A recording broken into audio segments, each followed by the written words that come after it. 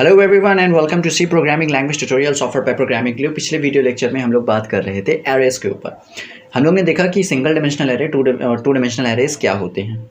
आज बेसिकली हम लोग को ये देखना है एरेस के ऊपर एक एक एग्जांपल्स। हम लोग ने एरेस को समझ लिया है, लेकिन ये समझना ज़रूरी है कि उनको कहाँ कहाँ इम्प्लीमेंट कर सकते हैं।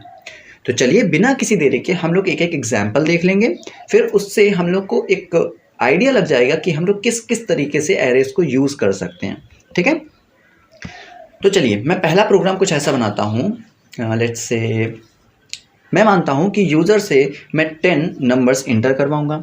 ठीक है, और उन सारे नंबर्स का मैं सम यूज़र को दूंगा। ठीक है, बेसिकली अगर यूज़र इनपुट करता है 1 2 3 4 5 6, तो मैं क्या करूँगा, मैं कहूँगा 1 + 2 + 3 + 4 + 5 + 6, ये जो सम होता है इसको यूज़र को दिखा दो।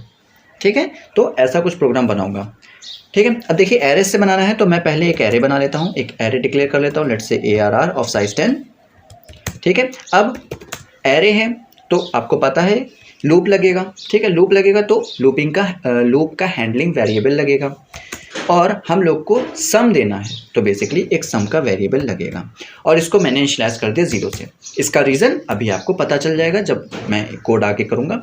अब मैं एक्शन स्टेटमेंट लिखता हूँ और मैं एक मैसेज देता हूँ, इंटर 10 नंबर्स। यूज़र को ये मैसेज मिलेगा, इससे उसको पता चलेगा कि मुझे 10 नंबर्स इंटर करने हैं। ठीक है, मैं फॉर लूप लगाऊंगा। इसके अंदर मैं जो कंडीशन है विच इज़ आई चले 0 से। ठीक है, i लेस देन 10। ठीक है, i++। ठीक है, हम लोग एक्चुअली एरेस को हैंडल करने के लिए लूप लगाते हैं। ठीक है, क्यों, आइए इस बात को समझते हैं।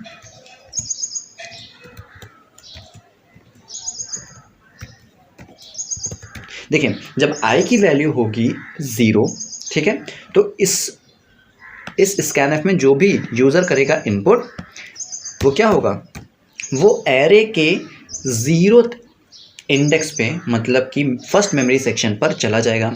फिर जब i की वैल्यू इंक्रीज होकर हो जाएगी 1, तो इसका मतलब क्या होगा, ARR 1, मतलब जो भी यूज़र इनपुट करेगा वो चला जाएगा एरे के second memory location which is first index पे।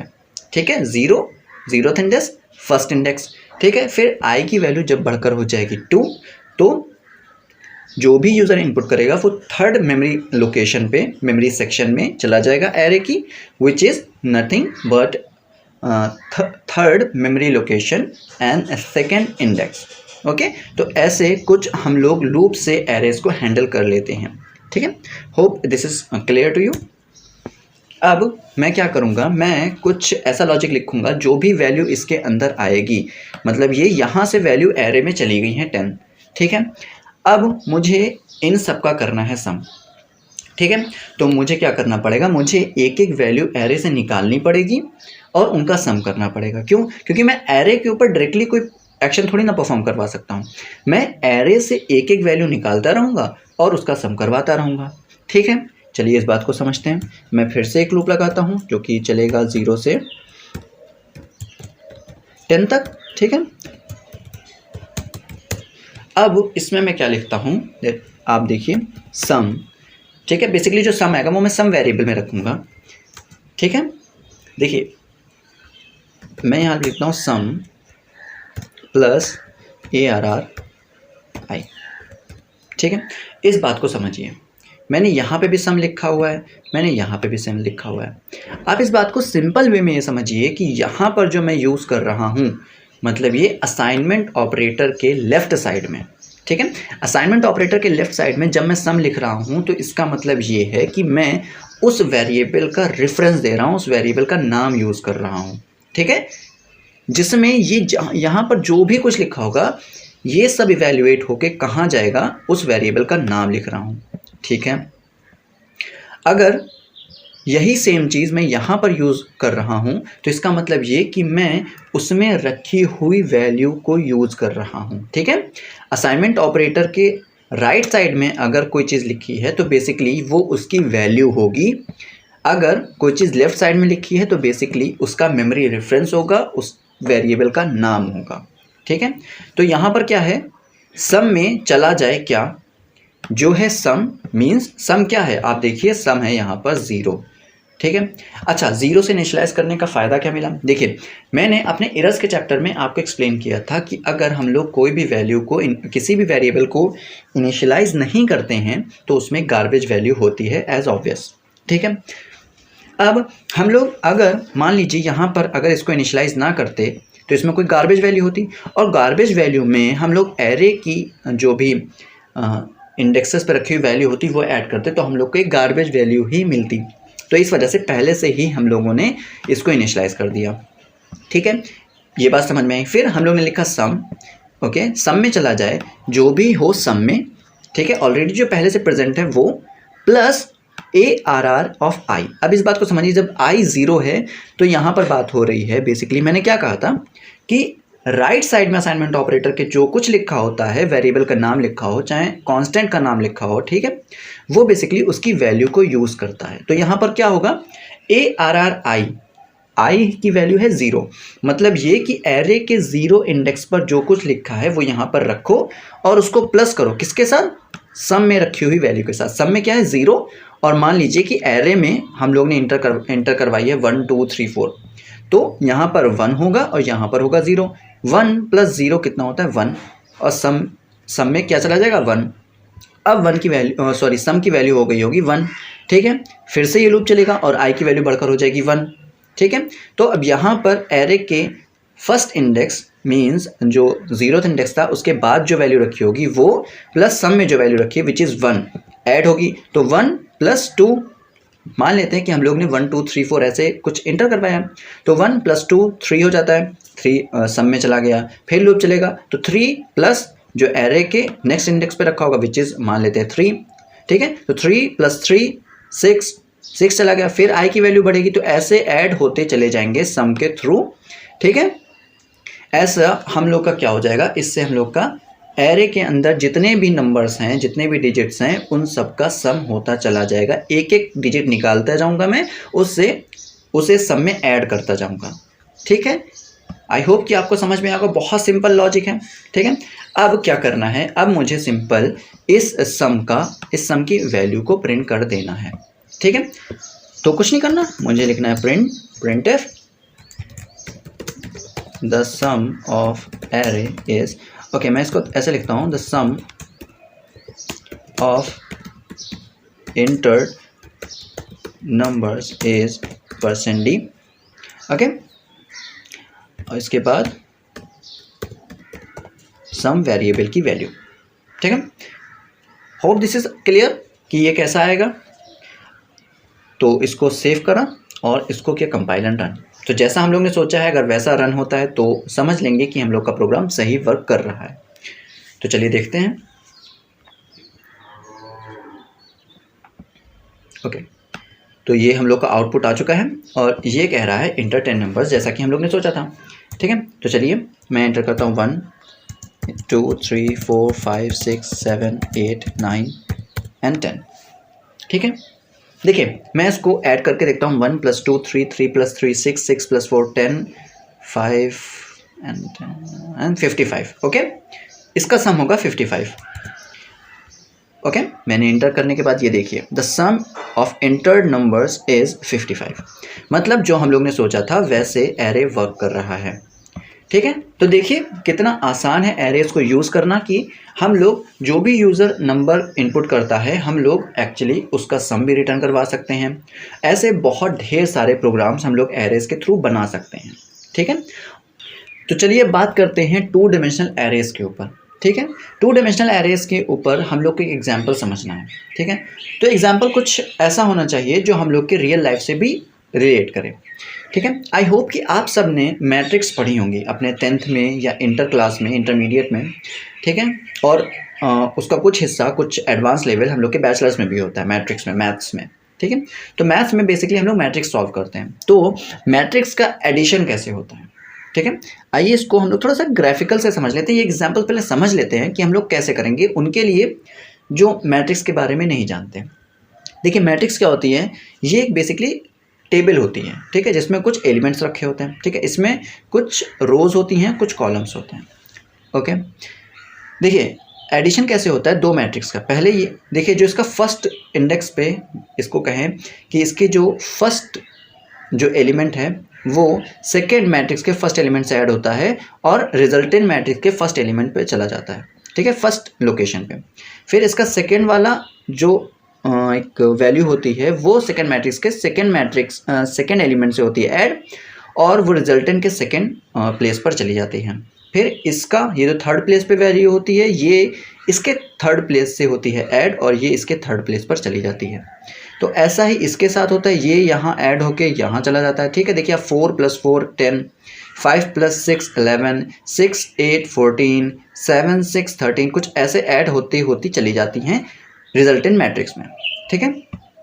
इसके थ्रू हम लोग समझेंगे क्या। देखिए, आज तक हम लोग क्या करते थे कि हम लोग कोई मैट्रिक्स का अगर एडिशन परफॉर्म करवाना है या उसके ऊपर मल्टीप्लिकेशन परफॉर्म करवानी है तो क्या होता था कि हम लोग उसको मैनुअली अपने हाथ से खुद से सॉल्व करते थे, ठीक है।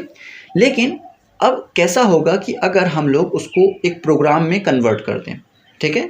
सुनने में बहुत अच्छा लग रहा है, तो चलिए करके भी देखते हैं कि कैसे मैट्रिक्स को सॉल्व करने के लिए हम लोग प्रोग्राम का यूज़ करते हैं, ठीक है। तो चलिए देखिए, आपको इतना तो पक्का पता होगा कि हम लोग को 3 मैट्रिक्स लगेंगे।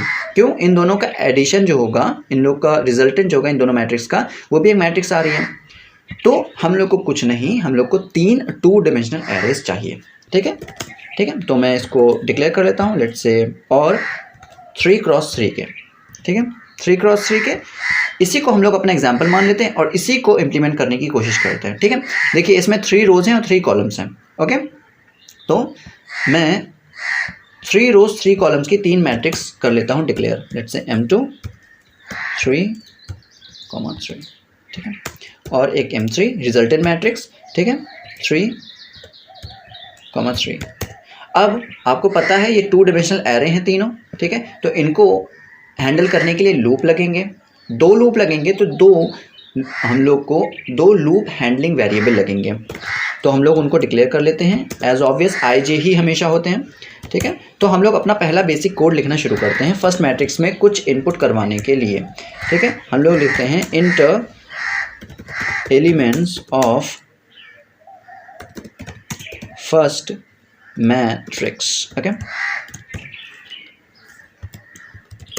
ओके। इसके बाद हम लोग फॉर लूप लगाते हैं कुछ इनपुट करवाने के लिए। I हम लोग यूज़ करते हैं रोज़ को हैंडल करने के लिए, और J हम लोग यूज़ करते हैं कॉलम्स को हैंडल करने के लिए, ठीक है। सॉरी, मैं पिछले वाले जो भी एग्जाम्पल था उससे थोड़ा सा रिलेट कर दिया, ठीक है। इसके अंदर मैं फिर से कॉलम्स का हैंडल करने के लिए J का लूप लगाऊंगा, ठीक है। जो सेकेंड लूप होता है इसको भी मैं 0 से चलाऊंगा,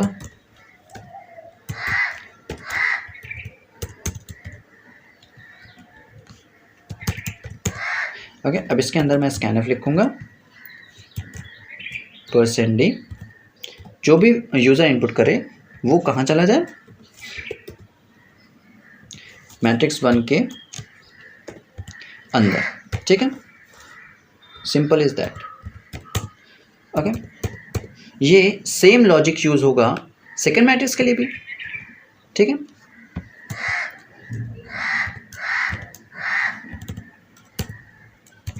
तो मैं इसी को कर लेता हूँ पेस्ट, ठीक है। लेकिन मैं आपको प्रेफर नहीं करूँगा कि आप इसको कट पेस्ट करिए, क्योंकि आप जितना ज़्यादा टाइपिंग करेंगे आपका टाइपिंग स्किल, आपकी टाइपिंग स्किल इन्हेंस होगी, ठीक है। तो मैं आपको प्रेफर नहीं करूँगा कि आप कॉपी पेस्ट करिए। आपके पास टाइम है, आप जितना ज़्यादा टाइप कर सकते हैं उतना ज़्यादा टाइप करिए, कॉपी पेस्ट मत करिए। मैं इस वजह से कॉपी पेस्ट कर रहा हूँ ताकि वीडियो लेंथी ना हो जाए, ठीक है। क्योंकि फिर वीडियो लेंथी हो जाता है तो समझने में थोड़ा सा मोनोटोनस फील आता है, थोड़ा सा उबाऊपन लगता है, ठीक है। तो मैं सिर्फ थोड़े से चेंजेस कर देता हूँ, लेट्स से M2, ठीक है। सेम लॉजिक है, ऐसे M2 में ही चली जाएगी, M2 में भी वैल्यूज़ जो भी यूज़र इनपुट करेगा वो चली जाएगी। और सेम मैंने एक मैसेज भी दे दिया ऊपर कि सेकेंड मैट्रिक्स में आप कुछ इनपुट करो। अब हम लोग को मेन लॉजिक लिखना है, ठीक है। मेन लॉजिक लिखना है एडिशन के लिए कि इनका एडिशन कैसे हो। बहुत सिंपल है, मैं इस लूप को करता हूँ कॉपी, ठीक है, ठीक है। देखिए, लूप तो 2 ही लगेंगे क्योंकि 2 डायमेंशनल एरे हैं। अब इन लूप्स के अंदर मुझे वो लॉजिक लिखना है जो क्या हो कि इन दोनों मैट्रिक्स का एडिशन करवा दें। हम लोग फिर से अपने इस ग्राफ के ऊपर चलते हैं, इस पिक्चर के ऊपर चलते हैं।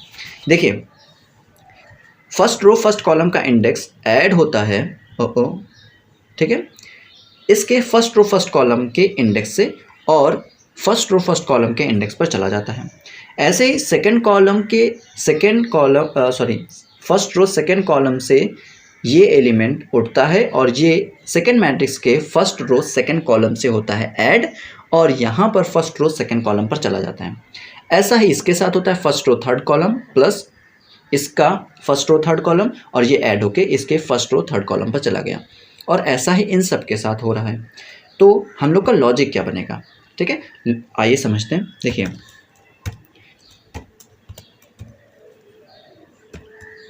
मैं इसको टाइप कर लेता हूँ, फिर आपको एक्सप्लेन करता हूँ कि ये कैसे वर्क करेगा।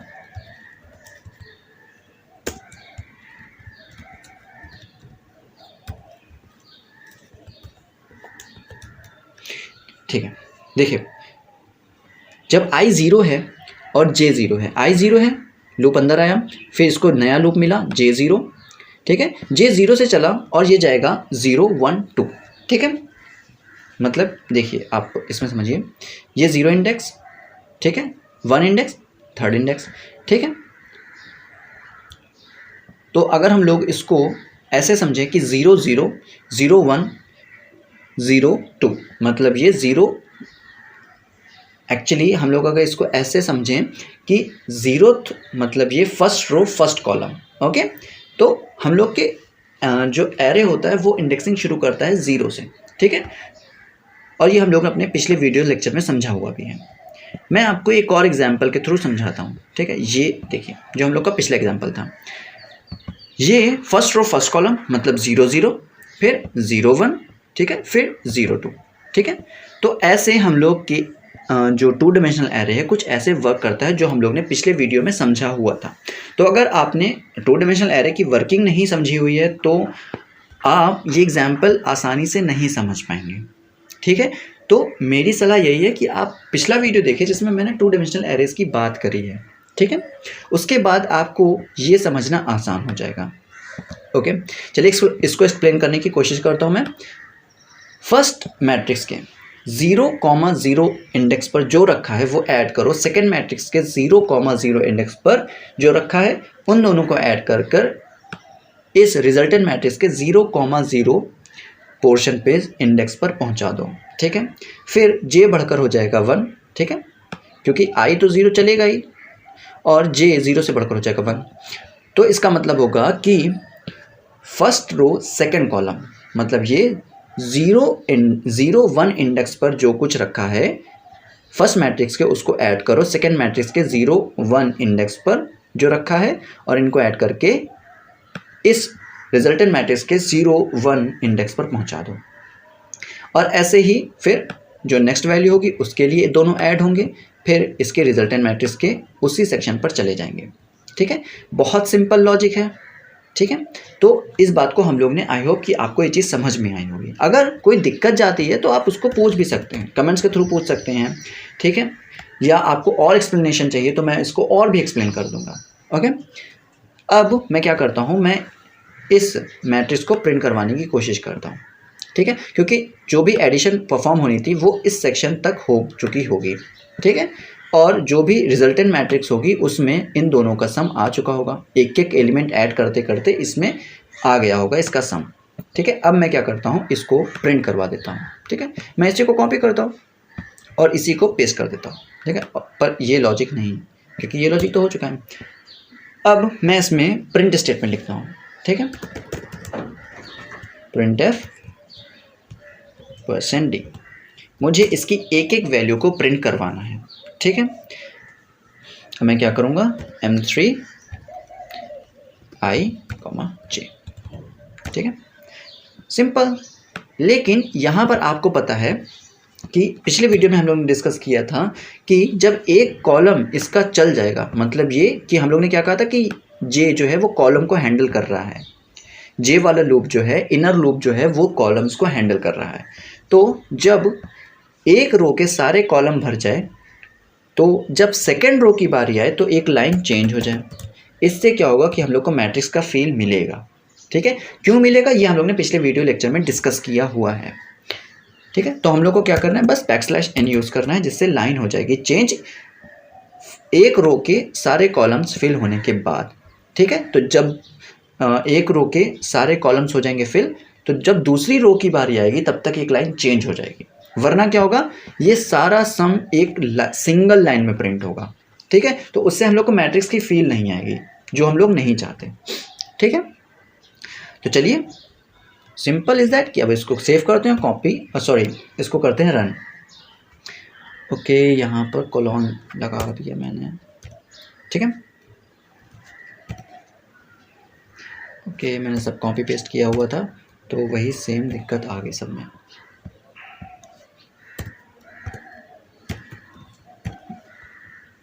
हाँ, कोई बात नहीं, हो जाता है कभी कभी।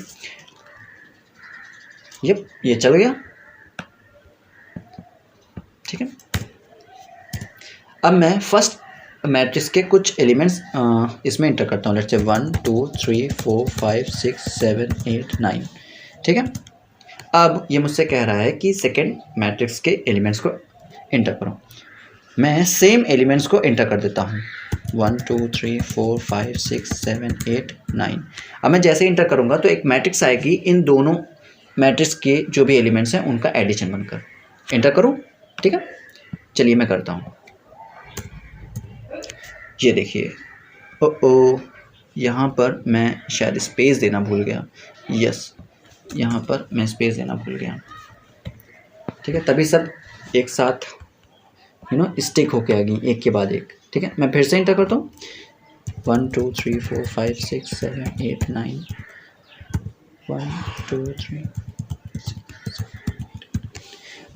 ये देखिए अब क्या होगा, देखिए 1 + 1 2 2 + 2 4। देखिए मैंने सेम इस वजह से दिए थे ताकि समझने में आसानी हो। ठीक है, 3 + 3 6 4 + 4 8 5 + 5 10 6 + 6 12 7 + 7 14 8 16 and 18। ठीक है, ये एक मैट्रिक्स की तरह दिख भी रही है और हम लोग को फील भी हो रही है। तो आई होप कि आपको ये दोनों एग्जाम्पल्स समझ में आए होंगे, कुछ नया सीखने को मिला होगा। अगर ये दोनों एग्जाम्पल्स आपको समझ में आए हैं और इसमें कुछ नया सीखने को मिला है तो इस चैनल को सब्सक्राइब करिए और इस वीडियो को ज़रूर लाइक करिए। And thanks for watching this video.